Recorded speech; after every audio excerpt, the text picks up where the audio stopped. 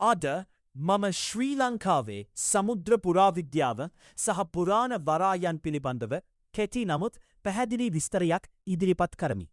සමුද්‍ර පුරාවිද්‍යාව යනු මුහුද හා සම්බන්ධ මානව ක්‍රියාකාරකම් අධ්‍යයනය කරන පුරාවිද්‍යා ශාඛාවකි. ගිලුණු නෞකා, පුරාණ වරායන්, වෙළෙඳ භාණ්ඩ, නාවික මාර්ග සහ මුහුදු වෙළෙදාමට අදාළ සාක්ෂි මෙහිදී අධ්‍යයනය කරනු ලැබේ. ශ්‍රී ලංකාව ඉන්දියානු සාගරයේ මධ්‍යස්ථානය පිහිටා ඇති නිසා අතීතයේ සිටම ජාත්‍යන්තර සමුද්‍රී වෙළෙදාමේ වැදගත් මධ්‍යස්ථානයක් ලෙස පැවතුණි.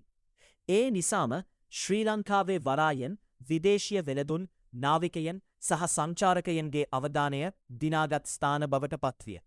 ශ්‍රී ලංකාවේ පැරණිතම හා වැදගත්ම වරායන් අතර මහතිග්ද හෙවත් මන්තොට වරාය ප්‍රමුඛ ස්ථානයක් ගනී.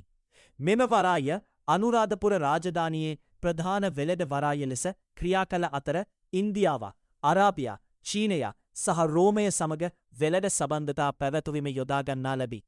එහි සිදු කළ පුරාවිද්‍යා කැණීම් වලදී විදේශීය කාසි, මැටි භාණ්ඩ සහ වෙළෙඳ භාණ්ඩ රැසක් හමු වී ඇත. වරායක් වන්නේ ත්‍රිකුණාමලයේ ගෝකර්ණ වරායයි.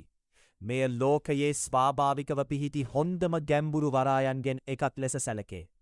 පුරාණ කාලයේ සිටම වෙළඳ හා නාවික කටයුතු සඳහා මෙය භාවිත කර ඇති අතර විවිධ රටවල නෞකා මෙහි පැමිණ තිබේ.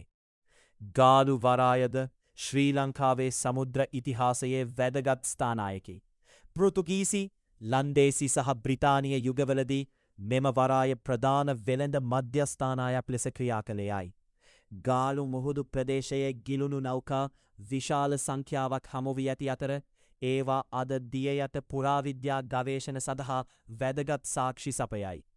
ශ්‍රී ලංකාව අවට මුහුදේ නෞකා ගිලී යාමට ප්‍රධාන හේතු වූයේ කුණාටු, මුහුදු රළ, ගැල් පරවල ගැටීම, නාවික යුද්ධ සහ තාක්ෂණික දෝෂයන්යයි.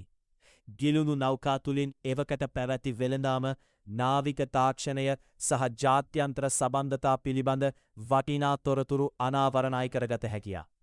අද වන විට පුරාවිද්‍යා දෙපාර්තමේන්තුව විසින් දිය යට පුරාවිද්‍යා ගවේෂණ සිදු කරමින් මෙම උරුමයන් ලේඛනගත කිරීම, සංරක්ෂණය කිරීම සහ අනාගත පරපුර සඳහා ආරක්ෂා කිරීමේ කටයුතු සිදු කරයි.